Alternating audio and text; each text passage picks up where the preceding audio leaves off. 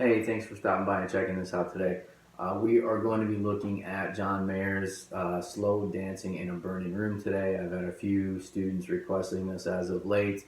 So this is a pretty cool intro, and we're only going to do the intro in this particular video. We can do the little intro melody that he plays too if you'd like. But if you have any questions, please let me know. Leave your questions in the comments, and I will try to get them answered as quickly as possible. This is a pretty, I guess, intermediate level intro. It's not incredibly difficult, but it's not also the easiest thing in the world. He's doing some pretty cool things.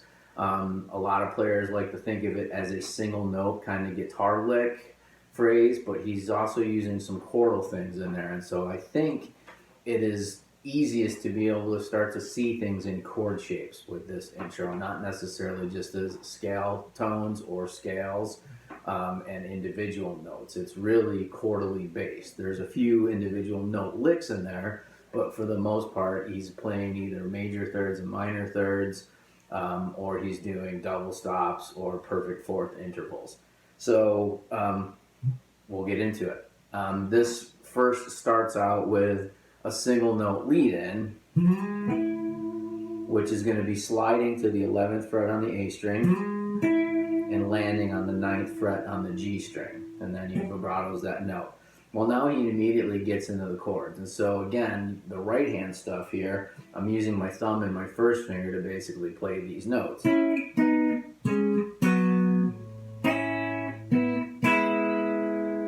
Right? So you have this whole thing.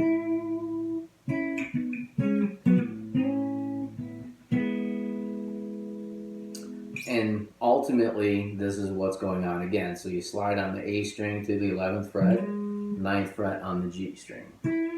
Then you're going to play 11th fret D string, 9th fret G string together, and then 8th fret G, 9th fret D together. And then 11th fret A and D, 9th fret A and D. Then he gets into these chord shapes. So this is like this would be an F-shaped A chord, but you're only playing these two notes. 6th fret G string, 5th fret B string.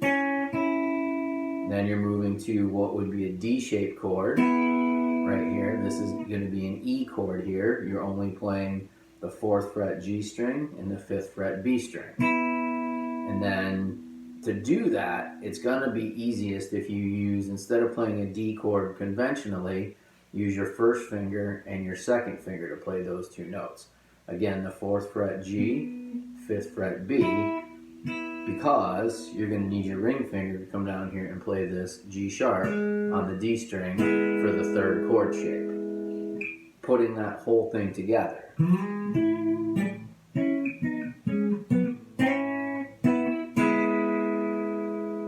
I'll slow it down.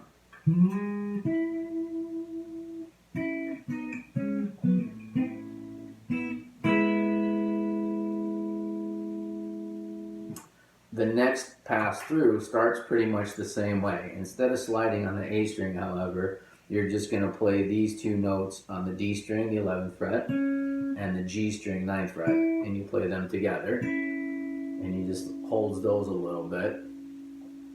Then he does the same chordal passage in the beginning. That's the same as the first lick. Now the chords, the next two chords that he plays are a little unconventional, but it's this odd attempt at an A major chord, and then this weird kind of E-shaped or C-shaped E chord in this position, 7th fret and 6th fret, A string, D string. It's just kind of a weird voicing for that chord, but it works perfectly for what's going on in this tune. So the first two pieces put together will sound something like this.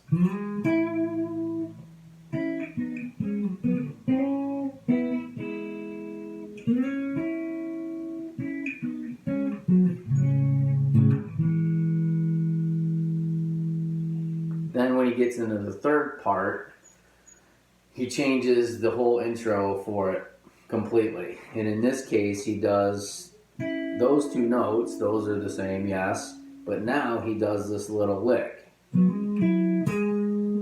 where he's really just playing around with this C minor pentatonic or C sharp minor pentatonic scale here. And he's basically hammering on from the 9th fret to the 11th fret on the A string, playing the 9th fret D and G strings, and then coming back to this 11th fret A string and doing a little slide down.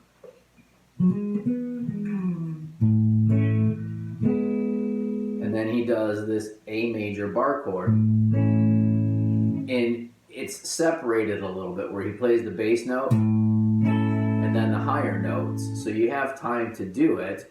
I think it's just easier to just go ahead and set yourself up in that chord shape, the A major bar chord played right there. And then you go to this E shape or E shape chord, D shape E chord with the G sharp bass note. Now, again, there's two ways of looking at this chord. When I see this chord, I think of it as a C sharp minor 7 without the bass note.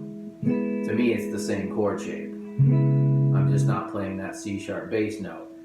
Some will look at this as an E major chord, D shaped E major chord, but with this G sharp bass note. Now, for this particular song, I'm changing the way that I play it with my fingers. I'm using my first finger to play those two notes, the G string and the E string, and then the middle finger to play the root note of that chord. So coming back through that third pass of the intro.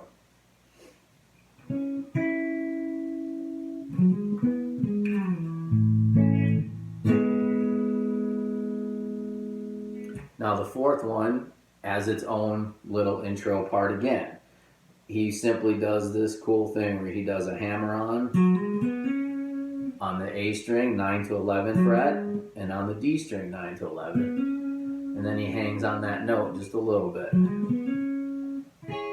Now it gets a little bit hard to hear exactly what he's doing in the rhythm guitar section here because the lead melody has already kind of taken over, and sometimes that's where your ear gravitates towards. So this is what I've pulled out from behind that lead melody that he's playing.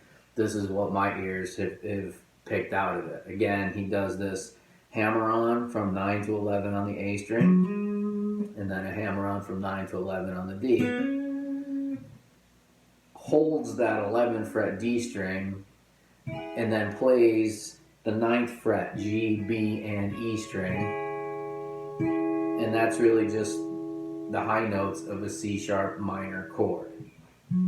And it doesn't take long to do that lick. And then he does it with this same lick he did in the third pass through.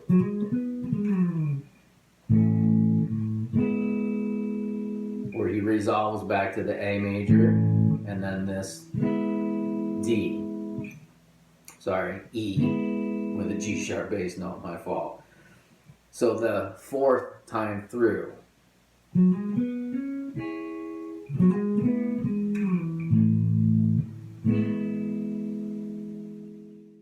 Now putting them all together, this is the whole intro broken up into the 4 separate phrases. First phrase.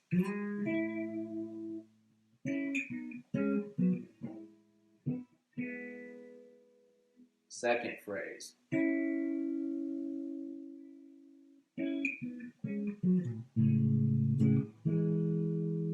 Third phrase. And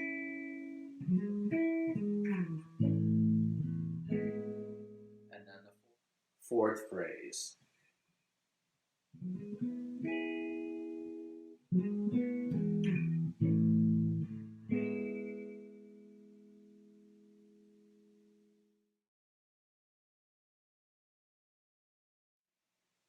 All right, so if we want to start talking about this lead melody, this basically, I'm playing this on the B, G, and D strings. Now you can certainly play it here at lower frets on the E, B, and G string. I just like how it sounds better on these strings. So 14th fret, 16th fret, 17th fret on the B string. bend that, bring it back down. Then you're going to go 14th fret B, 16th fret G.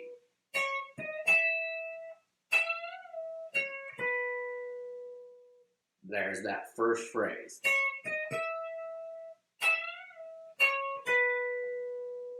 Now I'm going to slide from the 12th fret to the 14th fret on the B string and back. And then I'm going to land on the 13th fret G string. So the whole first part of that.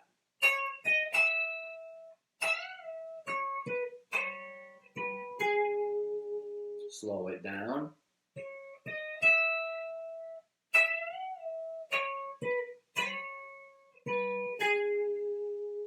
Now the next part is essentially the same thing.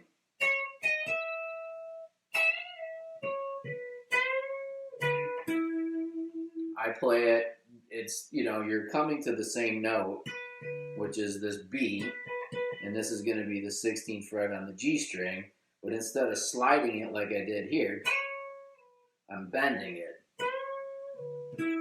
and I'm bringing the bend back down, and landing here on this E, which is the 14th fret on the D string. So the whole second half of that lead melody.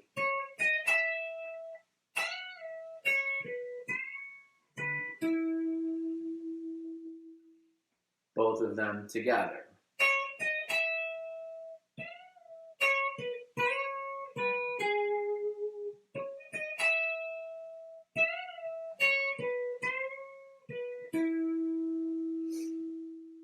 Slowly.